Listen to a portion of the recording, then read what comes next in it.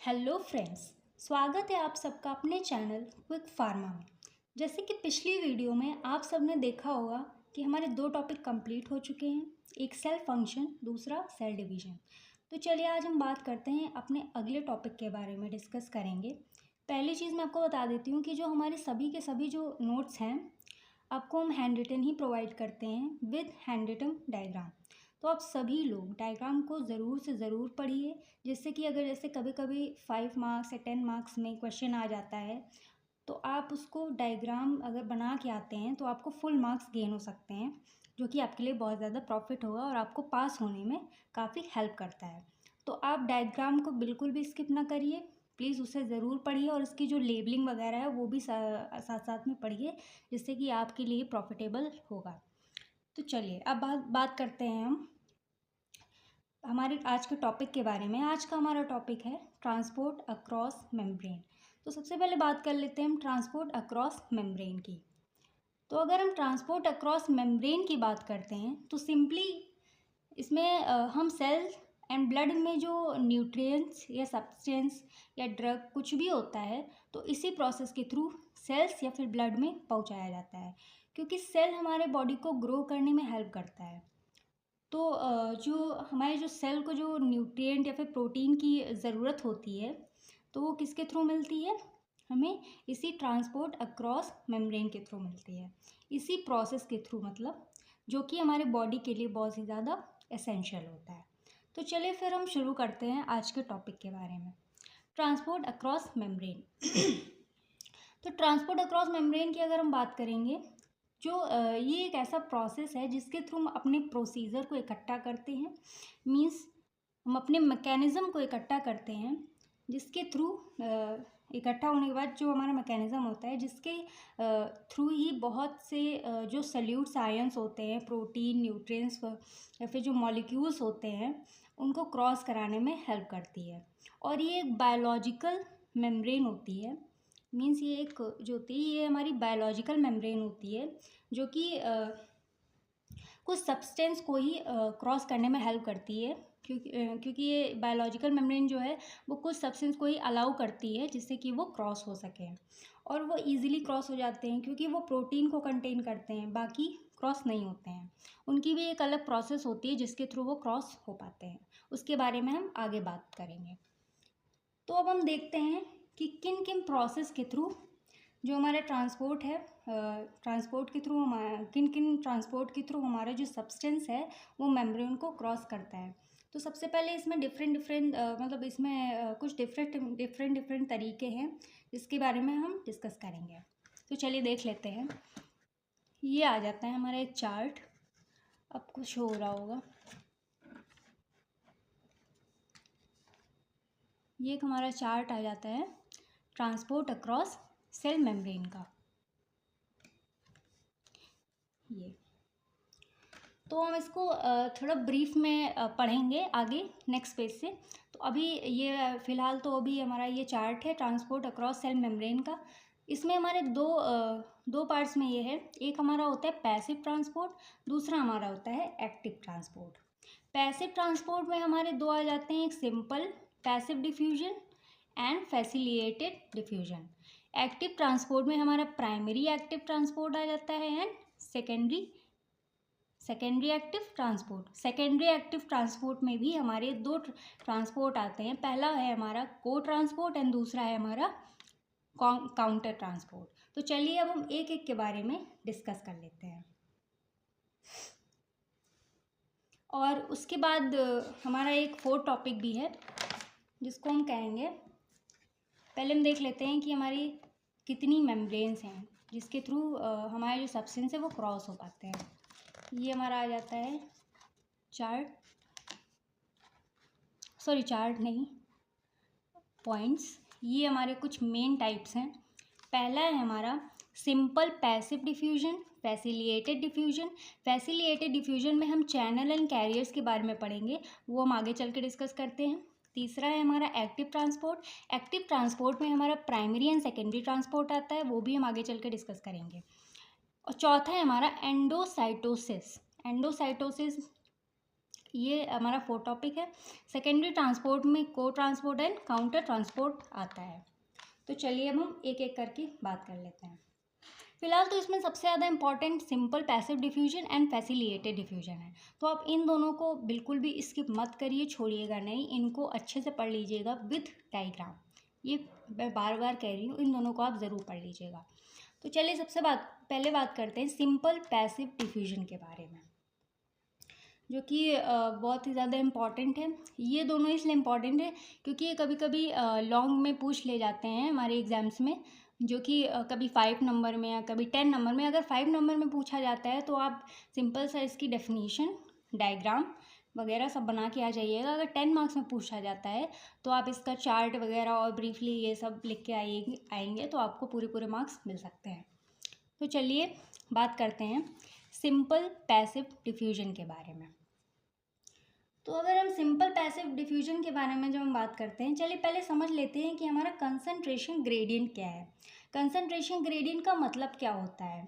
तो जो हमारा ड्रग है या सब्सटेंस है वो अगर हाई से लो कंसंट्रेशन की तरफ मूव करता है तो उसको कंसंट्रेशन ग्रेडियंट कहते हैं। कंसंट्रेशन ग्रेडियंट, कंसंट्रेशन मीन्स कितनी कंसंट्रेशन, किस अमाउंट।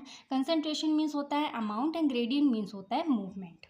तो चलिए अब बात करते हैं पैसिव ट्रांसपोर्ट के बारे में। तो पैसिव ट्रांसपोर्ट की अगर हम बात करते हैं तो इसमें जो हमारे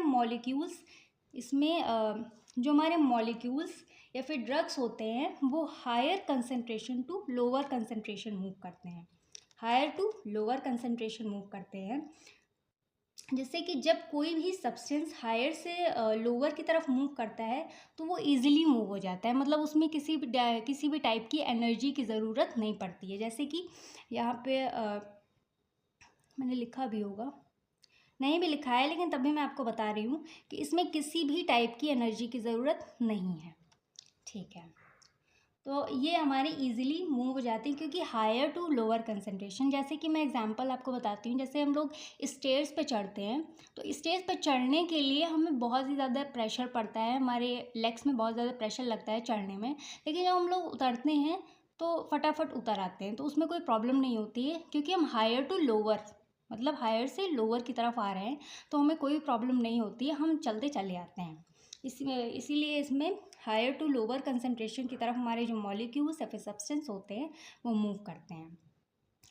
अब हम बात करते हैं ये तो उसमें मतलब प्रेशर नहीं लगता है, तो इसमें किसी भी टाइप की कैरियर की या फिर चैनल की ज़रूरत नहीं पड़ती है हमारे सब्सटेंस एंड मॉलिक्यूल्स को मूव कराने के लिए। तो ये इजीली मूव हो जाते हैं, मीन्स ये इजीली क्रॉस हो जाते हैं। तो हम समझ लेते हैं डायग्राम के थ्रू।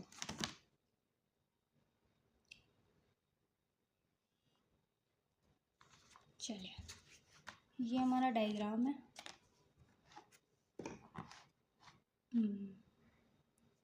ये आ जाता है हमारा सिंपल पैसिव डिफ्यूजन का डायग्राम। ये एक्स्ट्रा सेलुलर स्पेस है, ये इंट्रा सेलुलर स्पेस है। ये मींस ये हायर कंसंट्रेशन के सब्सटेंस मॉलिक्यूल्स हैं एंड ये लोअर कंसंट्रेशन सब्सटेंस मॉलिक्यूल्स हैं।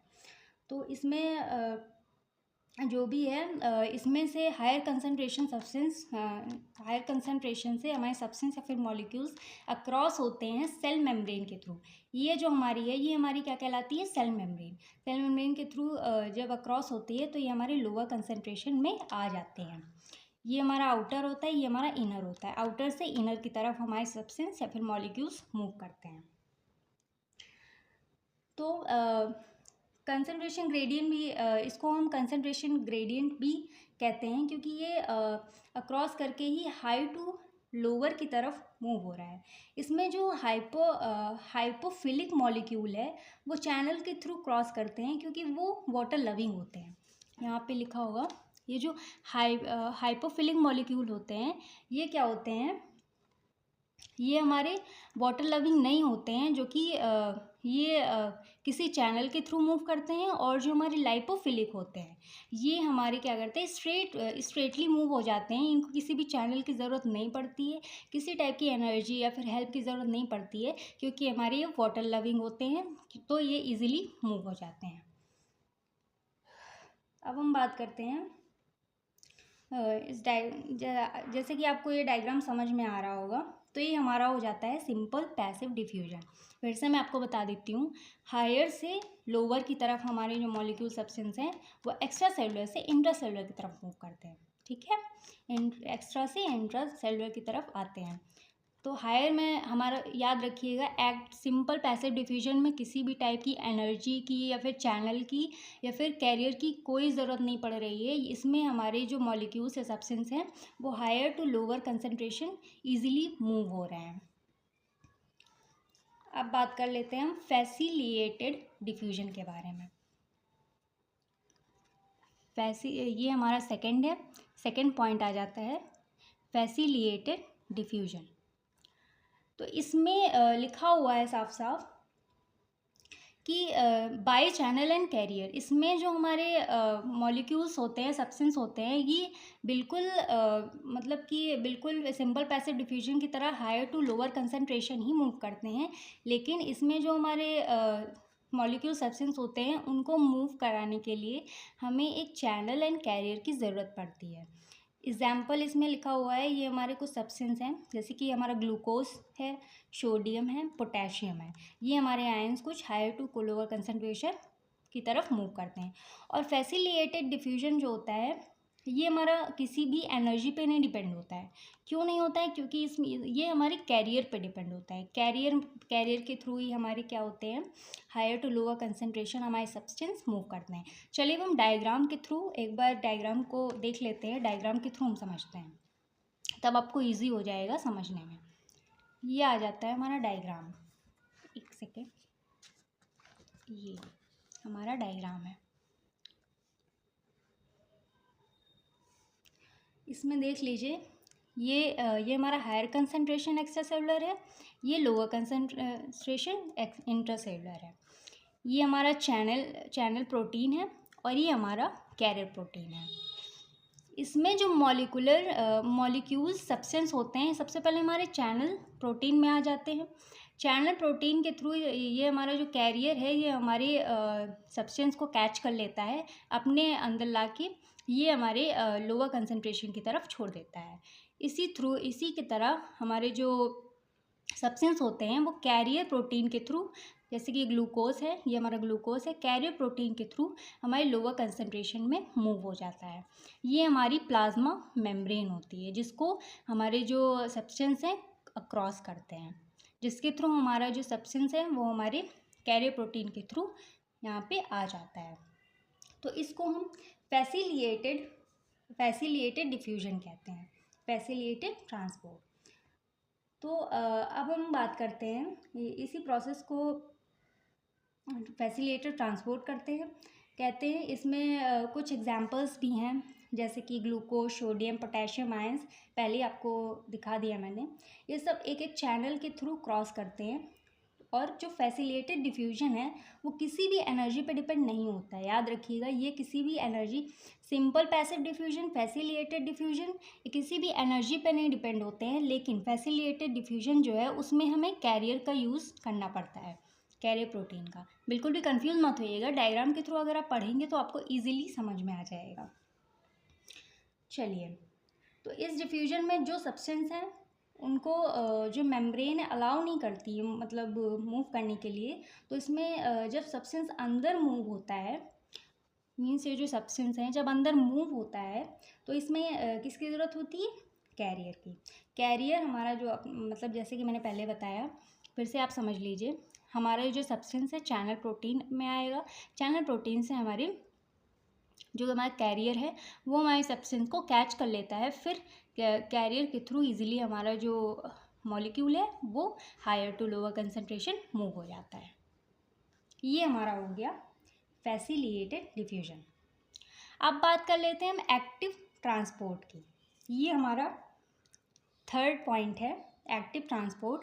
इसमें हमारे दो ट्रांसपोर्ट और आते हैं, दो पार्ट्स हैं इसके, एक प्राइमरी है और एक सेकेंडरी है। इसको भी हम डायग्राम के थ्रू ही समझेंगे। सबसे पहले देख लेते हैं कि ये है क्या।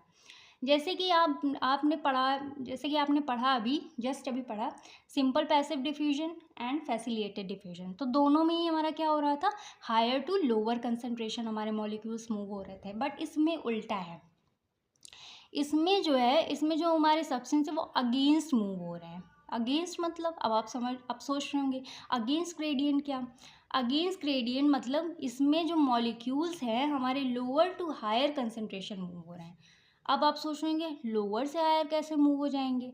तो लोअर से हायर ऐसे मूव होते हैं कि इसमें हमें एनर्जी की ज़रूरत पड़ती है। इसमें एनर्जी की बात हो रही है, तो एनर्जी क्या है? एटीपी मीन्स जो एनर्जी यूज़ हो रही है वो है एटीपी, एडेनोसिन ट्राइफॉस्फेट। ये हमारी एडेनोसिन ट्राइफॉस्फेट है। मतलब कि तो इसमें हम समझते हैं प्राइमरी एंड सेकेंडरी के थ्रू। प्राइमरी, ये हमारे प्राइमरी एक्टिव ट्रांसपोर्ट है, हमारा सेकेंडरी एक्टिव ट्रांसपोर्ट है जो कि एक्टिव ट्रांसपोर्ट के अंदर आ रहा है। तो जो ट्रांसपोर्ट में जो एटीपी यूज़ होता है, इसमें लो कंसंट्रेशन में कुछ ड्रग्स होती हैं एंड हाई कंसंट्रेशन में ज़्यादा ड्रग्स होती हैं मीन्स ज़्यादा पार्टिकल्स या सब्सटेंस होते हैं। इसमें मॉलिक्यूल साइंस हमारे कम है क्योंकि वो लोअर कंसंट्रेशन है, इसमें हमारे ज़्यादा हैं क्योंकि ये हायर कंसंट्रेशन है। क्योंकि ये लोअर टू हायर कंसंट्रेशन से मूवमेंट हो रहा है ना, तो लोअर से अगर हाई की तरफ कंसंट्रेशन मूव करेंगे तो इसमें हमें क्या ज़रूरत पड़ेगी? एनर्जी की ज़रूरत पड़ेगी, जो कि हमारी क्या है? ATP, adenosine triphosphate. तो इसमें हम देख लेते हैं जो एडेनोसिन ट्राइफॉस्फेट है, इसमें हमारे पार्टिकल एटीपी में जाएगा। ये जो हमारा मॉलिक्यूल जब आता है तो हमारा जो मॉलिक्यूल है हमारा एटीपी में जाता है। एटीपी के पास कितने फॉस्फेट हैं? 3 फॉस्फेट हैं। तो ये जो एटीपी के पास जो 3 फॉस्फेट है, तो ये अपना एक फॉस्फेट क्या करता है? एडेनोसिन डाइफॉस्फेट के पास दे देता है, क्योंकि एडेनोसिन डाइफॉस्फेट के पास एक ही है। तो ये एटीपी क्या करता है? अपना एक फॉस्फेट ट्रांसफ़र कर देता है एडीपी को, जिससे कि एनर्जी का ट्रांसफ़र हो जाता है एटीपी टू एडीपी, एटीपी से एडीपी में कन्वर्ट हो जाता है। तो वो फिर हमारा जो मॉलिक्यूल या फिर सब्सटेंस है वो हमारे ड्रग में आ जाता है एक एनर्जी के थ्रू। अब बात करते हैं, ये हमारा था प्राइमरी एक्टिव ट्रांसपोर्ट, जिसमें कि हाइड्रोलिसिस के थ्रू, मतलब कि एटीपी जो हाइड्रोलिसिस के थ्रू हमारा जो एटीपी से एडीपी में हमारे मॉलिक्यूल्स जो हैं वो एनर्जी कन्वर्ट हो जाती है। अब हम बात कर लेते हैं सेकेंडरी एक्टिव ट्रांसपोर्ट के बारे में। यहाँ पे हमारी एनर्जी नहीं लगती है, यहाँ पे क्या लगता है? Electrochemical gradient. ग्रेडियंट पर नहीं मेंशन किया है, बट आप समझ लीजिएगा इलेक्ट्रोकेमिकल ग्रेडियंट का यहाँ पे यूज़ होता है। इसमें हमारे दो अलग अलग पार्ट्स हैं। एक जैसे कि मैंने पहले बताया, सेकेंडरी एक्टिव ट्रांसपोर्ट में 2 पार्ट्स हैं, 2 पार्ट्स में डिवाइडेड है। एक को ट्रांसपोर्ट है और एक काउंटर ट्रांसपोर्ट है, वो हम नेक्स्ट पेज में डिस्कस करेंगे। पहले जान लेते हैं कि ये क्या होता है। एक है को ट्रांसपोर्ट, दूसरा है को ट्रांसपोर्ट को हम क्या कहेंगे? सिम्पोर्टर। एंड दूसरा जो है काउंटर ट्रांसपोर्ट है, जो कि एंटीपोर्ट किसे कहते हैं, और जो एंटीपोर्ट किसे कहते हैं, उसको हम कहते हैं दूसरे वाले को, मीन्स काउंटर ट्रांसपोर्ट को हम एंटीपोर्ट कहते हैं, और जो को ट्रांसपोर्ट होता है उसको सिम्पोर्ट कहते हैं। और इसमें जो सब्सटेंस है वो एक सेकेंड आपको मैं दिखा देती हूँ।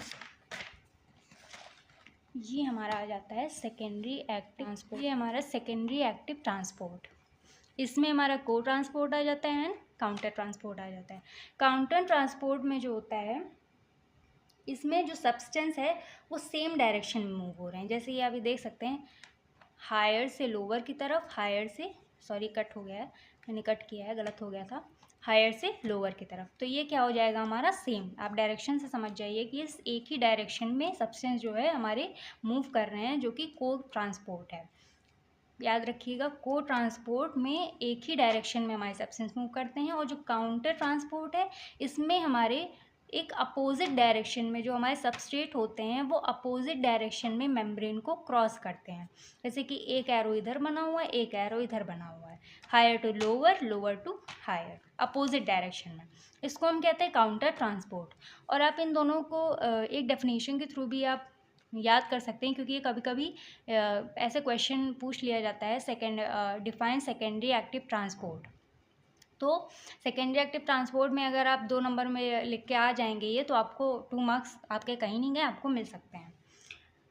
अब हम बात करते हैं एंडोसाइटोसिस की, जो कि हमारा है लास्ट टॉपिक। एंडोसाइटोसिस, ये आ जाता है एंडोसाइटोसिस। ये हो गया हमारा कंप्लीट सेकेंडरी एक्टिव ट्रांसपोर्ट। अब ये हमारा है एंडोसाइटोसिस। इसमें कुछ जो सब्सटेंस, पहले हम ऐसे जान लेते हैं, इसमें जो कुछ सब्सटेंस हैं वो किसी भी चीज़ से क्रॉस नहीं कर पाते हैं, ना चैनल में इसका, ना चैनल मतलब होता है इसमें ना किसी चैनल के थ्रू, ना किसी एनर्जी के थ्रू, ना किसी कैरियर के थ्रू। तो इनको हमारी जो सेल मेम्ब्रेन होती है, इसमें इंगल्फ प्रोसेस होता है। इंगल्फ प्रोसेस मतलब खा के ये लोग क्रॉस करवाते हैं। अब मैं बता रही हूँ, इसमें हमारे जैसे कि आ जाते हैं phagocytosis, receptor mediated endocytosis and pinocytosis. ये मैं आपको पूरा डायग्राम के थ्रू समझाऊंगी। तो पहले ये जान लेते हैं, जो इसमें इंगल्फ प्रोसेस होती है, जैसे कि जो हमारे सब्सटेंस होते हैं उसी के थ्रू क्रॉस कराती है। फैगोसाइटोसिस का जो प्रोसेस होता है, इसमें ये हमारा ईटर होता है, मीन्स से सेल को ईट करता है, ईट करके मतलब निगल के ट्रांसफ़र कराता है सब्सटेंस का। एंड जो पिनोसाइटोसिस है वो सेल को ड्रिंक करके मूव कराते हैं पार्टिकल्स को। तो इन्हें हम कहते हैं सेल ड्रिंकिंग कहते हैं। पीने का मतलब कोई लिक्विड, पीने का ड्रिंकिंग मतलब कि कोई पीने वाला सब्सटेंस है। और अगर फैगोसाइटोसिस की बात करते हैं, मीन्स सेल ईटिंग, तो इसका मतलब कोई सॉलिड सब्सटेंस है। फिर ये रिसेप्टार पे जाके सब्सटेंस जो है वो हमारा बाइंड हो जाता है। चलिए हम डायग्राम के थ्रू समझ लेते हैं। ये आ जाता है हमारा डायग्राम, एंडोसाइटोसिस का डायग्राम। ये हमारा फैगोसाइटोसिस है, पिनोसाइटोसिस, लास्ट में हमारा आता है रिसेप्टार मेडिएटेड एंडोसाइटोसिस। इसमें जो हमारा होता है, ये हमारी है प्लाज्मा मेम्ब्रेन। इसमें जो हमारा सॉलिड पार्टिकल्स होता है, ये हमारा फैगोसाइटोसिस को ईट कर लेता है, जिसके थ्रू ये हमारा इसमें अंदर एक्स्ट्रा सेलुलर में चला जाता है। इसके बाद जो हमारा पिनोसाइटोसिस होता है, इसको ड्रिंकिंग प्रोसेस के थ्रू किसी भी फ्लूइड सब्सटेंस को रिसेप्टार मेडिएटेड एंडोसाइटोसिस में पहुंचाता है। ये हमारे रिसेप्टार्स हैं, जिसमें हमारे जो पार्टिकल्स होते हैं वो जाके बाइंड हो जाते हैं। ये जैसे कि ये हमारा पूरा इसको साइटोप्लाज्म कह सकते हैं, या फिर वेसिकल कह सकते हैं, जिसमें कि हमारा जो ये हमारे रिसेप्टार बने हुए हैं, और ये इन्हीं रिसेप्टार पे जाके जो हमारा पार्टिकल है वो जाके बाइंड हो जाता है। और उसके बाद ये हमारी जो बाहर की जो ये थ्रेड लाइक स्ट्रक्चर आप देख रहे हैं, इसको हम कोटेड प्रोटीन से कोटेड हो जाते हैं, और ये कोटेड वेसिकल्स, इसमें हमारी वेसिकल से ये कोट हो जाते हैं। इसी को हम क्या कहते हैं, रिसेप्टार मेडिएटेड एंडोसाइटोसिस प्रोसेस। इसी को हम पूरा क्या कहते हैं, एंडोसाइटोसिस प्रोसेस कहते हैं। आपको समझ में आ गया होगा। इसमें 3 पार्ट है, phagocytosis, pinocytosis and receptor mediated endocytosis. फिर से आप जान लीजिए, इसमें क्या होता है, जो सब्सटेंस होते हैं ये जैसे कि अगर लिक्विड सब्सटेंस है या फिर सॉलिड सब्सटेंस है, ये हमारे पहले फैगोसाइटोसिस में आके ये ईट कर लेता है, उसके बाद ये ड्रिंकिंग वाला हो जाता है। पिनोसाइटोसिस में ये फ्लूइड मटेरियल रहता है, तो ये ड्रिंक कर लेता है। उसके बाद ये हमारे रिसेप्टार मेडिएटेड एंडोसाइटोसिस में जाके रिसेप्टार पे बाइंड हो जाते हैं। उसके बाद हमारी ये पूरी प्रोसेस कंप्लीट हो जाती है। तो आज का टॉपिक यहीं पे कंप्लीट होता है। मिलते हैं हमारी नेक्स्ट वीडियो में। आई होप आप सबको मेरी ये वीडियो पसंद आई होगी। प्लीज़ मेरे चैनल पे अगर आप लोग नए हैं तो बिना पूरी कंप्लीट वीडियो देखे ना जाएं, एंड बिना like share comment and subscribe किए बिना ना जाएं। Thank you so much for watching my video. मिलते हैं अब नेक्स्ट वीडियो में नेक्स्ट टॉपिक के साथ। तब तक के लिए पढ़ते रहिए, नॉलेज गेन करते रहिए। Thank you.